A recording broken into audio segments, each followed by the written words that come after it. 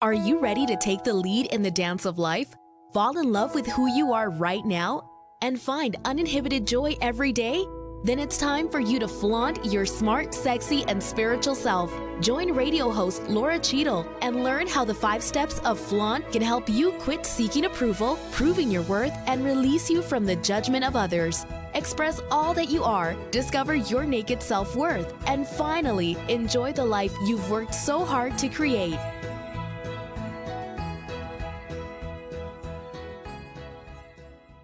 Hello, welcome to Flaunt. Build your dreams and live your sparkle. Today's show is going to be so much about sparkle. If you are feeling like your sparkle, like your creative energy and your just excited creative juices have been a little bit stopped up, this is the show for you. Today's guest is Diana Rowan, and she is a creative alchemist and founder of the Bright Way Guild, which is an academy dedicated to activating the creative within each of us. You know me, you know I love the classics. And one of the things she asks is the classical inquiry of what makes a life good. Oh yeah, we have all been down that path a time or two. And that is really the question that drove her from her youngest years through stage fright and other challenges to be who she is today, to do the work that she does, to be the musician that she is, to be the author that she is. Today is all about sparkle. It's all about creativity, and it's all about finding that passion and that joy within you. So with that, welcome to the show, Diana. Thank you, Laura. It's so wonderful that you're here. Start a little bit. You've got such an interesting background. Can you tell me a little bit more about growing up and just your whole background, because it's very unique. Yeah, I was born in Dublin, Ireland, and my parents were college students at the time, and I was the only kid around. And my parents were so young, they actually didn't realize they needed to kind of train me to call them mommy and daddy. So I actually have always called them Phyllis and John. And the other 5 children who came, they all ended up doing the same thing too. You know what I love about that? My parents were young when they had me, and I call them Lynn and Ken. Really? Oh my goodness. I've hardly ever met anybody else who does that. And most people are so shocked, right, when they hear that? Yes, they're like, are they your adoptive parents? I'm like, right. Yeah, it's just always been the way. And they're great friends now, you know. In many ways, they were like big brothers and sisters to me, really, because they were so young. So, you know, we were surrounded, by all these, it was in the 70s, you know, we were surrounded by all these intellectuals and all these seekers and inquirers. And there was just all this great energy that you can learn and you can do. There was always an attitude of kind of iconoclasm, of just doing your own thing. And then when I was 5 years old, my dad became a diplomat for the Irish government, and he got posted abroad. We went to Washington, D.C. for the first time for the first post. And wow, you know, that was just such a big jump from Dublin, Ireland to Washington, D.C. And that was kind of the big embassy. And so when I was a kid, you know, we got invited to parties at the White House, and I got to meet Big Bird, which was the most starstruck I'd ever been in my entire life, and still is. Yes. Yeah, you know, so we ended up living all over the world. And amongst the countries that really influenced me the most were Cyprus, the island of Cyprus, which is this, you know, where Aphrodite was born, according to legend. And it's a cultural crossroads. Many, many cultures have been there, are there. And another place is Bulgaria. That's another huge influence on me. And that's another cultural crossroads. So I really enjoy these crossroads type places. And I ended up living in Berkeley, California, which is the Bay Area is very much a crossroads as well. So I like these places that are intersections of creativity, of technology, of old school learning, new school learning, everything. I can appreciate the intersections and that crossroad concept. For the listeners of my show, you know, my book is flaunt, drop your cover and reveal your smart, sexy, and spiritual self.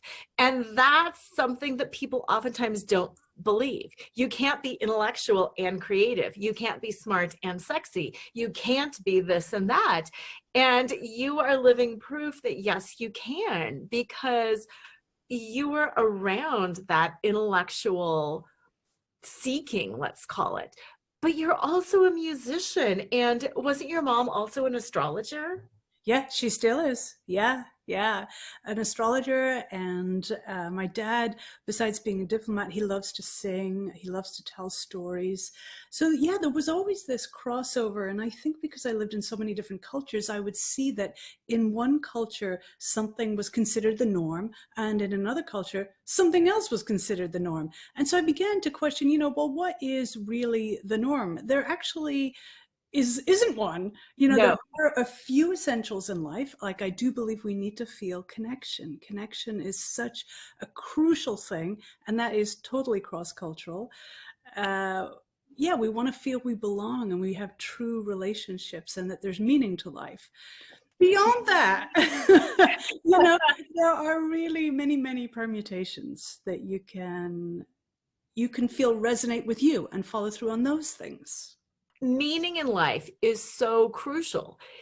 And it's interesting because oftentimes we just hear it almost as a trite, flippant thing. Oh, you need meaning in your life. Well, of course, find your meaning, pursue your passion. I feel when you say it that you were speaking of meaning at almost a deeper, soulful level.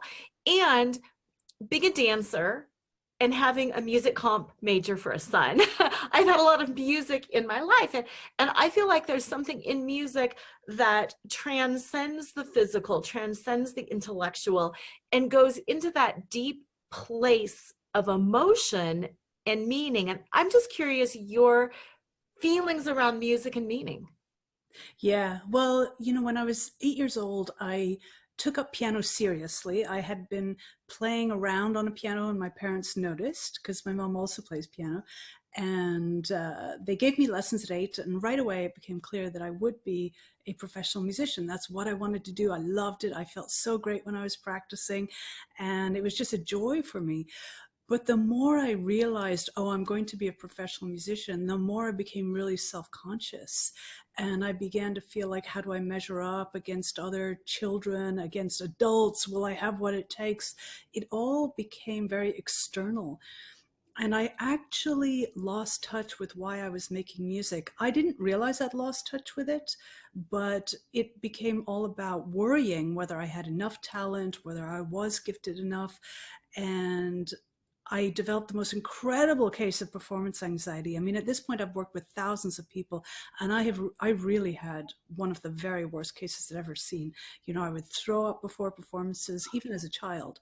I would cry for weeks on end beforehand. I had so many torturous feelings about it. It was so extreme. Long story short, I gave up music. I went into college as a music major, but I realized, I'm going to have a very short life with this degree of stress. I cannot handle this anymore. But I missed it so much that I eventually clawed my way back. And in clawing my way back, I came upon the system that I now call the Bright Way system, the system that I use for tapping into your creativity. And the absolute fundamental to that is knowing what your purpose is. Your purpose is why you're doing the thing. And the purpose for me with music, just like with everybody else, goes back to your earliest memories. And in your earliest memories, your purpose is embedded. You don't realize at the time because you're a child. When I remember my earliest memories of playing music, I felt like I was really myself. I felt like I was in touch with a world that was absolutely true. And I knew it was true for sure. I had absolutely no question about it. And it felt like this golden world, this timeless world. Now that I'm an adult, I know that what I was doing was tapping into my true self. Yes. What people call their higher self or their soul, or, their best self, whatever belief you have around that. I think we can all agree there is a part of us that goes beyond ego, that is a beautiful essence of who we are. And once I reclaimed that purpose, I play music in order to come back to my true self. Performance anxiety ratcheted down, like just like, it became such an irrelevant thing in my life. So yeah, I absolutely believe in purpose behind everything. Mm-hmm. Purpose and creativity. Yes. There are similarities, yet there are differences. And it's my guess that some people might be listening to the show and being like, Diana, you're a talented musician. You know, Laura, dance is your thing. I don't have a creative bone in my body. Are you telling me I don't have a purpose? What's the relationship between purpose and creativity? I believe everybody is creative. Creativity is whenever you directly engage with something, because as soon as you directly engage, you affect that thing. You change that thing forever. And therefore, that's a creative act. You can be creative writing an email. You can be creative running a business, for sure. That's a hugely creative act, actually, with 1,000 million moving parts. You can be creative in how you raise your children. I mean, raising children is an inherently creative act. Some people think it's the ultimate creative thing to do is to create another person. Right? You can be creative in your garden, in your kitchen, in your conversation. I mean, right now we're being creative. We're creating something right now. And so, because we are naturally creative whenever we engage, it gives us a great sense of fulfillment. We feel like we actually exist because we are creating something, and that gives meaning to our lives. So while purpose is kind of our message in life, our creativity is how we express that message and how we experience that message in the world. Yes, how you express that message. I think that is so important, because oftentimes people will have these ideas in their heads and these feelings in their hearts, and then they go to work and their work isn't their purpose. So they sort of shut down and ignore all of that and never allow themselves the opportunity to have it come out. So this Bright Way process, does this allow people to do both? Do all of the things that they need to do during the day, as well as give them that space to express fully who they are inside? Absolutely. When I was writing the book, I really kept in mind my sister, one of my sisters, who has 4 children. She's a full-time pediatric intensive care nurse, and she loves to also stay fit. So numerous irons in the fire. And I wanted, and I actually quote her in the book, I wanted my book to apply to that woman, to that guy who is running a business and feels so much pressure to support their family, and they feel like all their creativity has been tamped down. There's not enough space for it or time for it. I wanted my book to reach that person. So, because actually that's the reality of most people. A very few people are actually having endless time to engage in, their very, very most favorite activities and their clearest ways of expressing their creativity. So we have to get creative about that. We have to get creative about our creativity. And by tapping into your purpose, which already exists from when you were a child, you can tap into it immediately and discover what that is. And you can find ways to express that even in your job. And I've found that people who have been using this system to tap into their purpose on the job, for instance, one of my friends who's a computer programmer, he began using it for that. They begin getting much more job satisfaction. They also perform better at their job as a result. And then on top of that, they find they have more energy at the end of the day, also at the beginning of the day. So for those moments where they actually aren't at work, they are more available for all the other things they want to do. So you can absolutely use the Bright Way system in your regular life immediately. It does not mean that you have to suddenly throw everything aside and, try to become a minimalist so that you can, spend more time on your thing. No, you can use your creativity right now in whatever you're already doing, number one. And from there, huge energy expands. So you get all sorts of things opening up to you. But the other part also is, I know people don't have a lot of time to sit down and read a lot. So I wanted every single page to count. So every single page, even if you read one page, you'll get something out of it. I wanted to make it super actionable. I've been a teacher for almost 30 years at this point. And so I know that having small wins is crucial. So every page, I wanted people to have something that they could take away with. Small wins are so important. And when you were talking about the increased energy and the increased satisfaction, I can really appreciate that, because life is so busy, and you are absolutely spot on that everybody out there is struggling in some form, whether it's career or personal, a personal issue. Everybody's struggling. And yes, sometimes just that small win of the way that I ground the salt on my salad was perfect. Sometimes that is enough to change the tone of the entire day. So tell us more about this book and this process in terms of those small wins. It's a process, but we all need to go within and start tapping into that creativity. So then what can readers expect by the time they're done with this book? What is the shifts that they can look forward to in their life? Well, the final step is step 5, fulfillment. And that is where you get to celebrate your successes. And that is what they can absolutely look forward to. It's an actual step. And believe it or not, it's the one I get the most resistance on. You'd think that people would be so excited to celebrate their fulfillments, but people don't. What people generally do, and I bet you found this as well, is they achieve something and right away it's on to the next goal. They don't actually spend any time celebrating their successes, their wins, feeling proud of themselves. And because they don't realize what they've done. They don't really absorb it and take it in. When you take in your successes and you own them, you feel fulfilled and you feel self-esteem.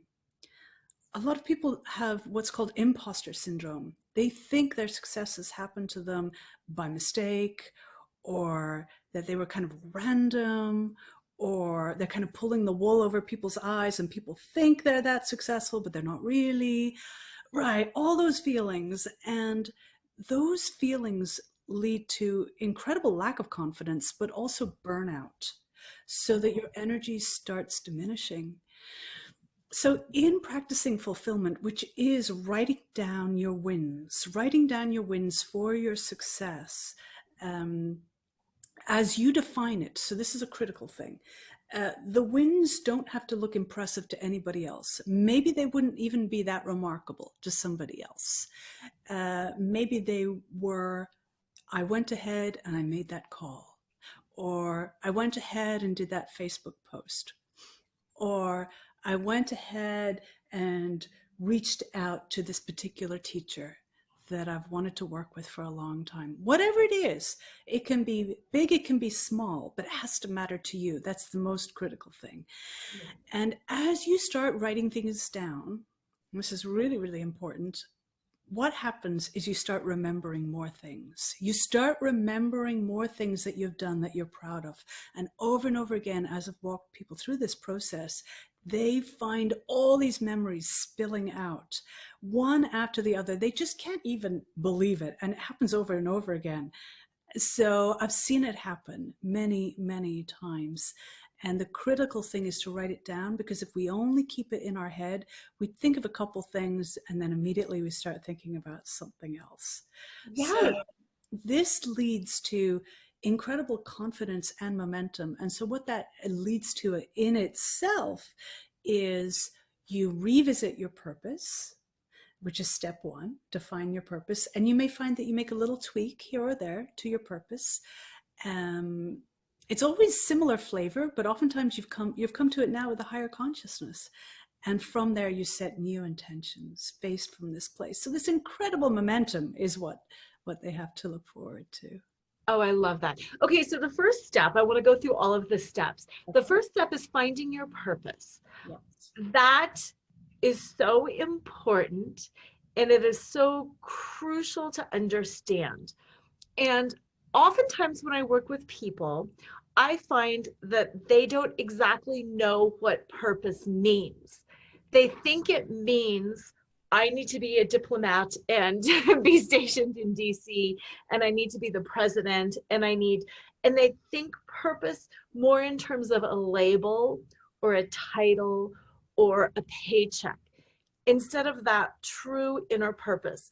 So I'd like to hear how you define purpose in the work that you do. Yeah, I find people exactly the same. Yeah, they have exactly the same issue. They confuse goals with purpose. Your purpose really is something much deeper than that. It's really your message in life, and it's what gives meaning to your life. So when I went back and I realized that when I play music, I tap into my true self. And in fact, that's what I want to do with everything in my life. I want to come from that place. When I teach, I want to teach from that place. When I write, I want to write from my true self. I remember when I was in the process of writing the book, and my editor would read some parts and she was like, this part's great. That part, I'm not feeling it. And it was always a part she didn't feel when I was writing sort of more from my head rather than from my actual true self, from my purpose, from my heart. So your purpose, you'll find, actually applies to everything in your life. Yeah. So yeah, it's like your real message to yourself and to the world. And you came into the world with this purpose. That's why when you go back and do the exercise to find your purpose, it's always in your childhood memories. It was already there. I've never seen an exception to this. Yes. So that's what purpose really is. And so, for example, my purpose is, I play music, for example, to tap into my true self. I do anything in order to tap into my true self. We're talking here so that we can share our true selves. My second part is, and thereby inspire others to do the same. That's what I want to do. So in my doing that first, thereby I hope to reflect that out so that others are invited to also be their true selves, because I'm excited about that kind of world. Your intentions, which is step number 2, is set your intentions. Those are how you intend to manifest the purpose in the world. So I manifest this purpose through my music, through my writing, through my teaching, through all sorts of things. I generally recommend choosing 3 specific intentions because, we need a number to work with. We can't have just like 1,000 million things that we're going to focus on. It's over the next 90 years, right? Yeah. So, I've found exactly the same thing, Laura, that people confuse goals and titles with purpose, and also with intentions. Because when we talk about our intentions, again, I can intend on making $100 million, but I can't control that. I can control the steps that might lead me to $100 million. Wow. And it's my intention to filter through superfluous, time-wasting activities. And that's truly my intent. And it's not my goal, and it's not my purpose either. It's my intent. It's the way that I go forward. So I appreciate very much how in your steps, you've got to first find that purpose, which is not your goal, and then set 3 intentions, because that gives you the concrete steps to lean forward and to do, and not just to be like, I'm going to float around in my true purpose tapped in all day long. Exactly. Yeah. I love what you're saying, because we really have to bring these things into the real world, right? We want to manifest these very soulful purposes in the real world. We don't want to keep them just inside, because if we do that, we tend to feel unfulfilled. We feel stuck. We feel like I've got all this stuff inside me and I have no way to get it out. I don't know how to get out. In fact, I can barely talk about it to myself in my head.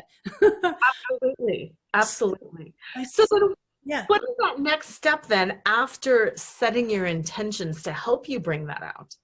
So the third step, which is create your practicum plan, is very, very practical.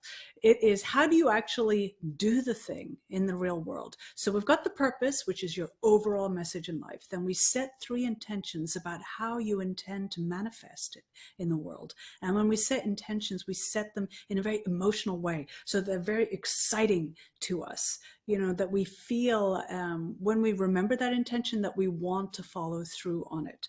So it will tend to not have many facts or figures. It will tend to be something like, my intention is to live with freedom. For instance, so I'm thinking about $100 million. What would that actually bring? You know, Right. that would bring a sense of freedom. What else would it bring? It could bring the ability to impact others in a more meaningful way. Gorgeous. Okay. And so then in the practicum plan, we actually look at your schedule. We look at where are your best energy times. We look at how do you actually learn. A lot of people are unaware of how we actually learn. And as a teacher, you know, I see people bite off more than they can chew all the time. And this is partly where the small wins thing comes from as well. It's by these little activities that you can actually have amazing things happen. I remember one time a friend of mine had a roommate, and the roommate had a little son who was kind of going around in those little wheelie chairs, you know, that he couldn't even walk yet.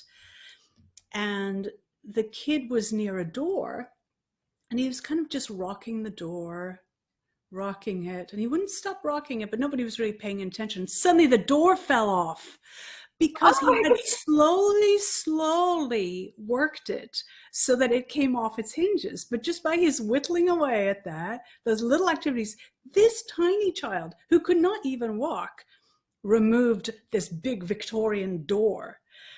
So it's these little actions that really, really matter. And that's where step 3 gets super practical. Mm-hmm, mm-hmm. And I like that also in terms of tying that to your last step and appreciating and feeling that fulfillment. Because I know for me, and I like that you mentioned in teaching that you find people bite off more than they can chew, because I have a tendency to take my to-do list for the day. And for instance, today I'm working on launching a new program. So I will write down complete video scripts, film course, and write sales page. Well, Yeah. really, there are 3 video scripts. There are 6 emails that go with that. There are probably a good 40 to 60 steps within that. And then it's easy to look at your to-do list at the end of the day and say, what a loser I am. I didn't get anything done. Whereas had I broken it down authentically into those little steps, write script 1, write script 2, right? I would be able to see that I was indeed moving forward. I was making progress, and then reconnect to the fulfillment of, yes, I am spreading sparkle. I am spreading the love. I am spreading my purpose. And it would completely change the way I feel about myself and my life going to bed. And all it is how I broke it down in the first place. Right. Yeah. This is so wonderful. I mean, you are showing momentum when you do that. And so it's not like taking the easy way out or Yep. anything like that. It's not a compromise, and it's not letting yourself down. In fact, it's giving yourself far more chance to make the thing actually happen. Absolutely. So then what is that next step? Because I bet our listeners are getting really excited by this. They're like, oh yeah, I can do this. Yeah. So the next one is integration. Step 4 is integration, and then it's a close step to 5, which is fulfillment. Yay. Okay, so integration is where you get to try everything out. This is where you actually take action on everything. And the critical key with this is when we try things out, we do not use judgment, we use discernment. Discernment says, is this working? It is? Great, let's amplify it. Or, is this working? It's not. Okay, well, how do we remedy it?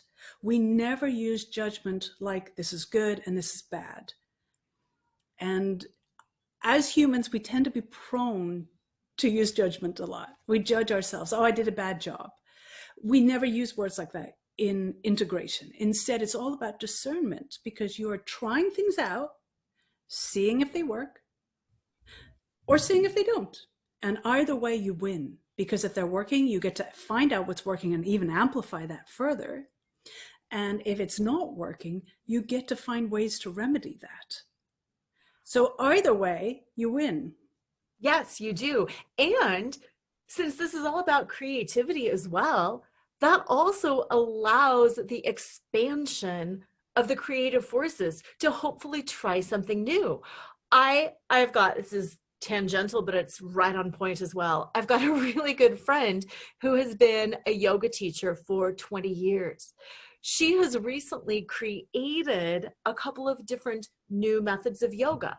One of them is aerial yoga. She started this whole aerial yoga thing years ago. At the time, people were saying, you don't do yoga in the air. You can't combine silks and yoga. That doesn't make sense.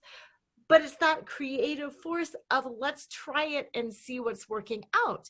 And no, it wasn't the one and only thing she had ever tried.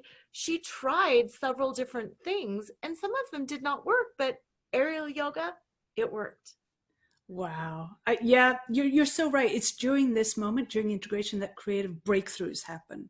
So she had a type of breakthrough where she created something completely new. And by the way, yes, so true. There are going to be many things we decide to let go of along the way, but they were essential that we looked at them and that we learned something from them anyway. They were part of the path, even if they didn't become part of our permanent toolbox.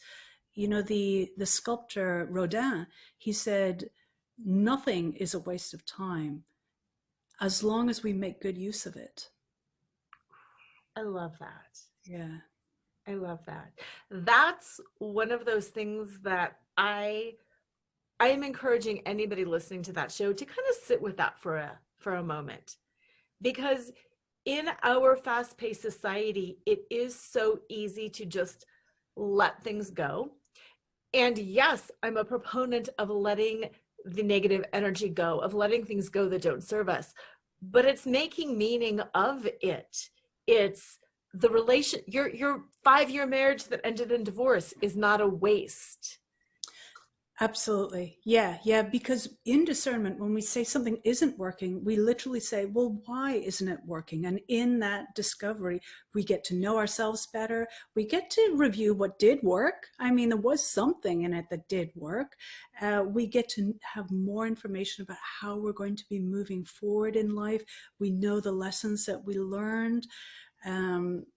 Wow, I mean, there's just so much richness in there. You know, the idea of mistakes and failure are so toxic, the way that we see them as basically a total loss, rather than a mistake or a, you know, let's do another take, or they're really drafts of the life that we want to lead. And we're like, I learned something there, but I'm going to redraft that. Right. And I'm thinking, tying it to the music, you've got an MM in classical piano performance and a PhD in music theory. And let me just say, music theory blows my mind.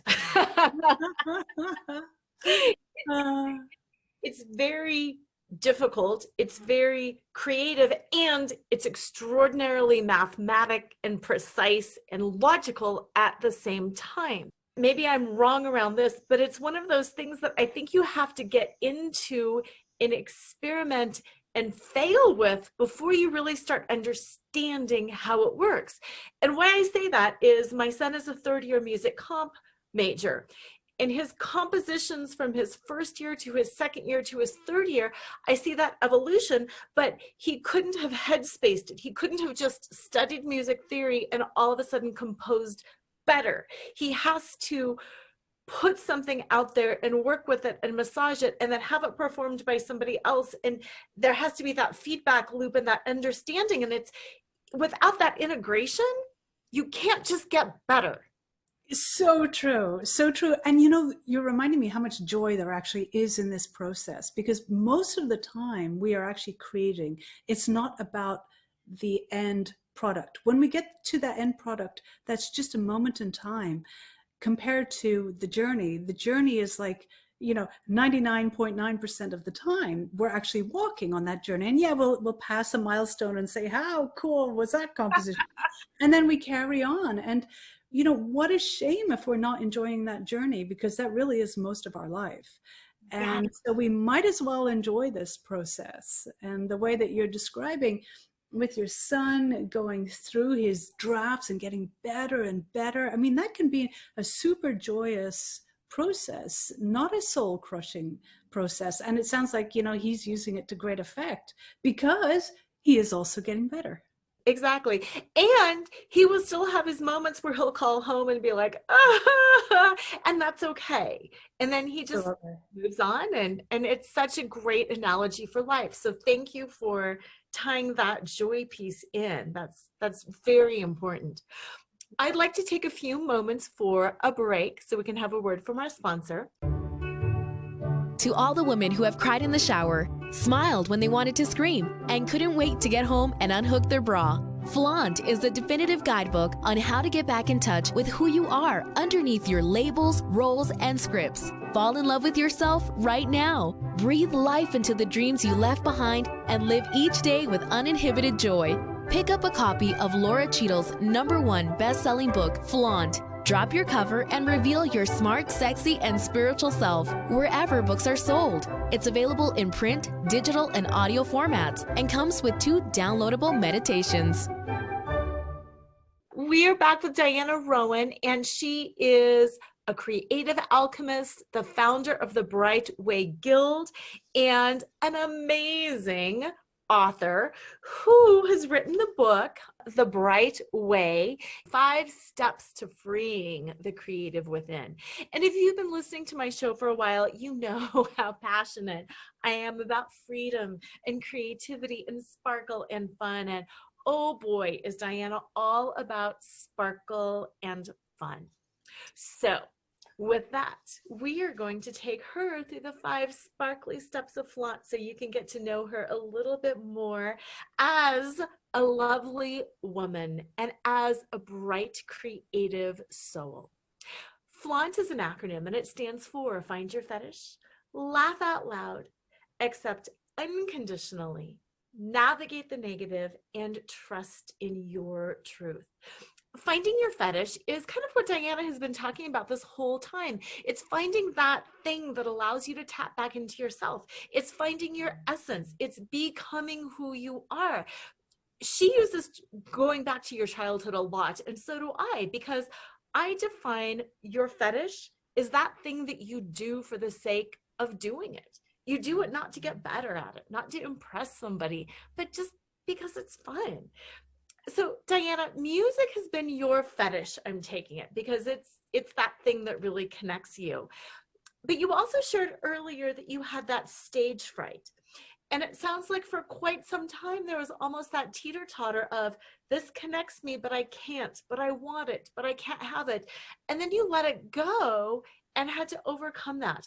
I'd like you to talk a little bit more about the tension between your fetish, your purpose, that music, and that thing that was blocking your sparkle, that thing that was getting in the way, and really how you chose to overcome it. That's such a great question. So really what was blocking me was I was letting the externals rule me. I was letting what other people might think of me rule me. I was ultra concerned about their opinion. And so I would worry all the time about how are my piano exams going to go? How will this competition go? Will people think I'm the best? And all this kind of stuff that, I mean, I'm actually not a very competitive person. So I didn't enjoy that. There are some people who do enjoy that vibe. You know, they have a sort of a competitive nature and they came in that way, and, you know, more power to them. But that's not me. So I was trying to be something that I wasn't. I was entirely giving over my experience of music to other people, or what I thought was other people. I mean, of course, they had no idea what I was projecting upon them. It was totally my problem and not theirs. Yes. But, you know, I was not having a direct experience anymore of music. I was really, I had lost my connection. And so it was by living my life through what I thought were other people's eyes, that made me lose my entire connection to music. Wow, very well said. Very well said. The next step of flaunt is L, and that stands for laugh out loud. And you had alluded to the joy of the process earlier. And I really believe if there's no joy, there's no point in doing it. And yes, hard work is hard. You know, I practiced law for 10 years. I had to take the bar exams. You have a PhD. It's hard. There's things in life that are just hard. Practicing is hard. But there's also that element of joy. And again, it's always the tension that is so valuable in life, and understanding the hard work and the joy and balancing that. What is the role of laughter in your life, and how do you cultivate that sense of laughter and joy in those difficult times to keep you going? Yeah, I totally agree with you. I oftentimes say joy is the greatest motivator. So whatever you are doing, try and find something joyous about it, because that will motivate you more than anything else. We can motivate ourselves through force and fear to some degree, but it always backfires. It always becomes toxic, and it always ends up depleting us in one way or another. It's not very sustainable. So finding the joy in what we're doing, sometimes that can, I mean, there's so many different ways, but think about laughing. Sometimes just taking a step back and just having a little bit of a laugh at yourself really can help, you know, like not taking yourself so seriously. I mean, I think, you know, we make a lot of videos, for example, right? We do video trainings and so on. Just laughing at ourselves on camera sometimes will really help, like, you know, bloopers, we like say something, and just enjoying that and really not taking things so seriously. That's a huge part. And so laughing at ourselves, but in a loving way, I think is really good. Also takes the sting out of so-called mistakes and things like that. So we're just like, oh no, that's actually fun and cute. I mean, sometimes I deliberately post crazy freeze frames of my videos inside my membership program. I'm like, look at this one.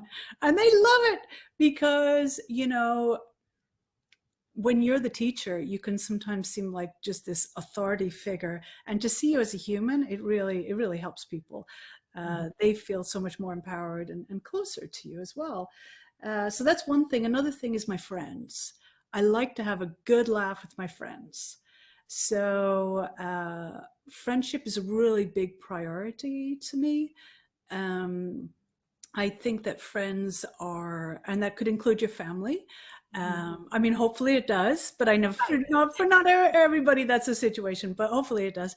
As you mentioned earlier, I'm really interested in classics.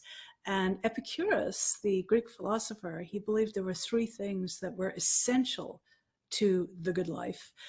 And number one, the most important one, was friendship. Yeah. And the second was freedom of thought. And the third was self-sufficiency to the degree that you are comfortable with. So being able to do things for yourself to the degree that you're comfortable. He's not like, go out and start farming unless you want to, you know, but to the degree that you can, be self-sufficient, because you'll actually feel more satisfaction in life. But number one was friendship. So yeah, having a laugh with my friends is really important. Oh, I love that. Now, you will totally appreciate this because you're a classics person. My work is all around burlesque, because burlesque is a parody, and I like to view life as a burlesque because it makes things and then it makes it not serious. Yeah, and the goal at the end of the burlesque routine is that, you know, some of the costumes come off. As long as that goal is met, nobody really cares, right? Yeah. Yes, and that's great. And my burlesque name is Socrates, after Socrates. Oh, I love it. Yeah. Chakras, because I do yoga and the energy. Right. And because I'm it works out perfect. Oh, I love how you brought those together. all those things. Socrates says, know thyself, and Socrates says, show thyself. Oh, that's brilliant. I love it. But Yeah. that's that enjoyment piece. And I just shared that with you, and you laughed, and you get it. And that's that friendship connection. Yeah. Yes. And I know people say, I don't have time to cultivate friends. But sometimes just an example like that, you can share a story when you find out somebody understands or appreciates the ancient philosophers. Oh, let me tell you the story. It's funny. And there's that moment of connection, and that elevates. Absolutely. Yes, yes. It doesn't have to look like, 3-hour wine sessions, as like having wine. Yes. Although sometimes we wine, but having wine for 3 hours, it doesn't have to be that much of a commitment. If you don't have time for that, just a genuine connection can happen almost in an instant. Yes. Yes. And it can, and then you'll laugh about it all day. Oh, Yeah, totally. I told this gal I was interviewing, and she got it, and it was so funny. Ha ha. It's building. Yeah, it's so Yeah. true. Which then goes to that next step, what I like to call the golden center of flaunt, AU, accept unconditionally. There's so much, and you were alluding to this earlier about I should be the best, and what will other people think, and are they more competitive, and what will people think? It's so transforming to ourselves and to those around us when we can actually accept unconditionally the way things are instead of the way we think things should be. And so much of the world is a mirror for us. And it's disturbing sometimes when we're seeing things come up time and again, and we think it's somebody else, it's somebody else, it's somebody else. And then you start realizing, oh, it's me, it's not somebody else. And oh, I don't want to deal with that. Yes. Yes. Is there anything in your life that you'd like to share that was kind of that moment of accepting unconditionally, where you all of a sudden had to get real, get raw, and be like, okay, universe, I give up on this, and hand it over and accept unconditionally? Yeah, I have a huge one, actually. Huge. And I talk about it in the book. So even when I was a tiny, tiny kid, I would be really, really afraid of death. And I would run into my parents' room at like 4 years old and cry because, what's going to happen to me, and what's going to happen to you, and what's going to happen to everybody. And poor them, they were in their early 20s. They were like, I don't know. No. And actually, how I came to realize all of this was, that we would die, was when I was very small, I would tell them what I was going to do when I grew down. Because I thought you grow up and then you grow down, and then you grow up and then you grow down, which I actually kind of think is true. I mean, I actually do think we have multiple lives, but, back in Dublin in the 70s, Catholic Dublin, that wasn't really a concept. But then one day my parents said, you're not going to grow down. We're sorry, but you're not going to. And that's when I found out about death. And as you mentioned, my mom is an astrologer. My parents are very open about a lot of things. I was very spiritually seeking for a long time. I was in a coven. I was very into Wicca. I still am. I find it, wonderful practice. Yeah. Other traditions as well. I have explored and appreciated. And I have a huge library of spiritual books and all those things. But I was still, like, in the night, I would get this terrible terror, actually, this utter fear. And it would haunt me. It was like, what's going to happen when we die? Like, is it nothing? Is it oblivion? And every year I would play for the memorial service for the children in Oakland Children's Hospital of the children who had died of cancer. Oh. And I would sit in front and face the parents, and I would play throughout this memorial. And the first time I went and I saw their faces, it was horrific. I mean, it was just seeing the worst thing you can imagine to people happen to them, and it was hundreds of them. And I went home and I felt terrible, and it just felt really, really sad. But I carried on, and then I did it the next year. and it was still pretty bad, but I came home. Third time, I came home and had a complete breakdown. I just could not take it anymore. And for 3 days, I cried and I shook, and I was like in bed the whole time. I couldn't eat, I couldn't drink, I couldn't do anything. My poor husband at the time, who's an atheist, he was like, I'm so sorry you're going through this. I think there's nothing. I'm sorry. I can't help you. He was very sympathetic. But, you know, I kept trying to read my spiritual books and I was getting no relief. And finally, after struggling, you know, and sweating through God knows how many bed sheets, I had nothing left to fight with, actually. Nothing. And I completely gave in. And I was like, I surrender. I believe that it is possible that there is nothing and that we die and that's it. And right at that moment, this flame inside me shut up, and I stood upright in the bed, and I was like, you know, I could feel my soul, and my soul was just shining there. And in that split second, I was like, all this time you have been here, but because of my fear that you weren't, and my gigantic clinging to that fear, I couldn't feel you. Yeah. And that was a massive opening for me. That changed everything. Yeah, that's a beautiful story, because that is exactly it. That fear, yeah, pushes it away. It's so ironic, to say the least. You know, I could not believe that. I thought I was doing everything right.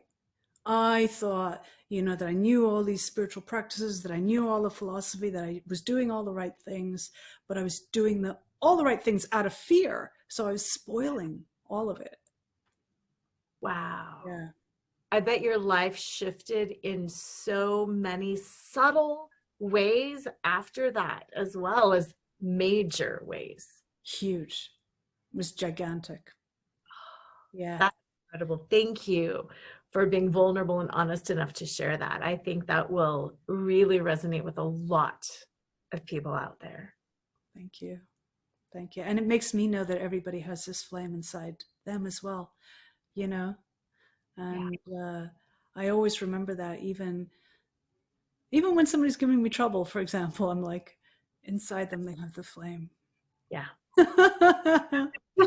Yeah. Yes. From that moment of surrender, of accepting unconditionally, of honestly, for most of us, rock bottom, we have that realization that, for me, it was my husband's infidelity, learning that he had been unfaithful for 15 years. And you think, and you're just like, you know, like that. Yeah. And you hit it. That next step of flaunt then is navigate. And it's navigate the negative. And you had mentioned this earlier, and I believe the same thing, that there's really no such thing as negative or positive. Things just are. But from that moment where you're laying in bed shaking, where, you know, I'm on the floor vomiting, wherever our listeners are at right now, we all have hit that unconditional acceptance moment of surrender. And then the only choice forward is to figure out how to navigate it. And navigation can also be hard. Yeah.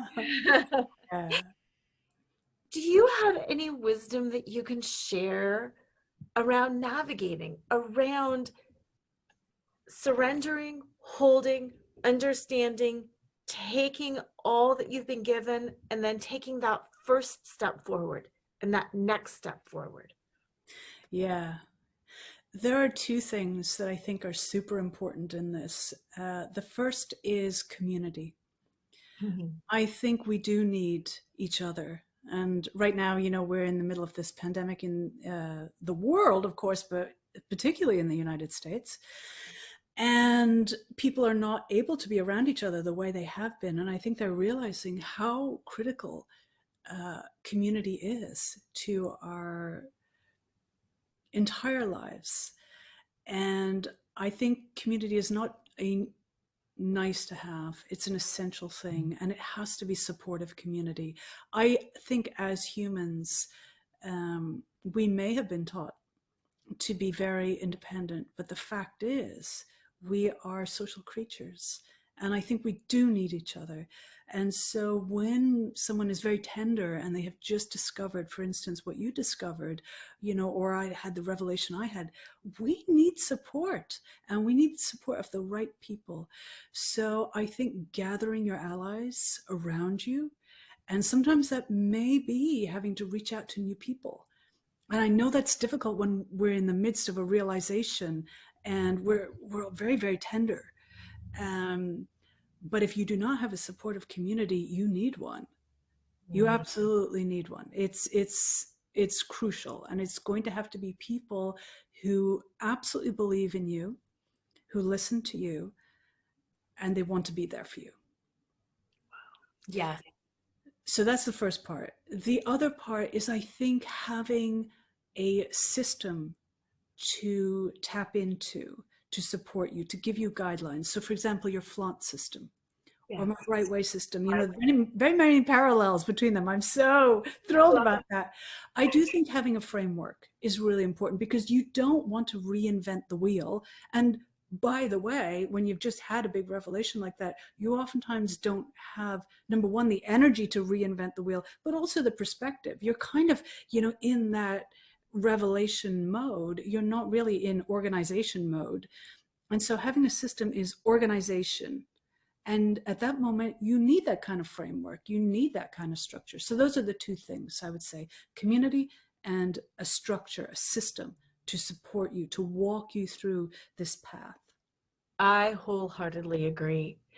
And that brings me to my last step, which in a way is your first step. So I love the symmetry, the way that that's kind of wrapped around this show. The last step of Flaunt is T, trust in your truth. And your first question, your first step poses that question: what is your truth? What is your purpose? And then my last one is trust in that truth. So I was hoping you could leave listeners with your truth. Who is Diana? What is that flame inside of you? And it can be words or music or anything, but what is your truth?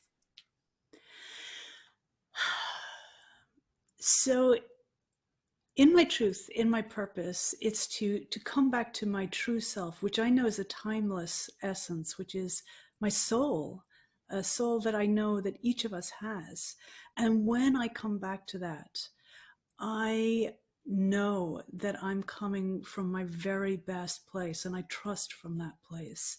So for instance, when I'm, and for the listeners, I encourage you to do the same. For instance, when I'm teaching, I sit in front of the student and I'm like, come back to your true self. I'm speaking to myself, and then I open up and I take them in. And from that place, I have many more insights about what they need than when I just look at them from sort of my head space, or from my sort of external, my more ego self. Yeah. When I trust instead, centered around my true self, I'm coming from that place, the quality of the interactions that I have, of the connections I have, of the insights I have, are so much greater. And so that is all the, fun and juicy stuff. When I'm also in a bad place, I literally say to myself, come back to your true self.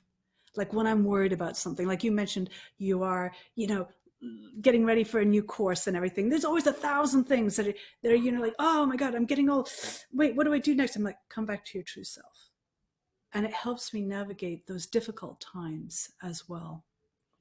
So I would say, yeah, for your listeners, this trust piece, this purpose piece, keep coming back to it over and over again throughout the day. You'd be amazed at how it applies to pretty much everything you're doing. Yes. And amazed at how many times we walk away from our true selves. Yeah. Yeah. Very true. Yeah. Thank you for sharing that. That was absolutely brilliant, brilliant, bright. I was going to try to put those two words. Brilliant and bright. And that's what I love about the whole idea of the bright way. It's bright, it's brilliant, it's sparkly, it's true, and that's authentic to who you are. Listeners, I truly trust and affirm that you got exactly what you needed to get from this show, from Diana, from her gifts. I encourage you to check out her website, dianarowan.com, to check out her book. I will have all of the information in the show notes. And as usual, have an amazing, sparkly, brilliant week. And always remember to flaunt exactly who you are, because who you are is more than enough. Tune in next time to Flaunt. Build your dreams, live your sparkle with radio host Laura Cheadle every Wednesday at 7 a.m. and 7 p.m. Eastern Time on syndicated Dream Vision 7 radio network. Overcome the need to please and find the uninhibited joy of being exactly who you are right now. Come find your fetish, laugh out loud, accept unconditionally, navigate the negative, and trust in your truth. Find out more and get your free gift at lauracheadle.com. That's LORACHEADLE.com.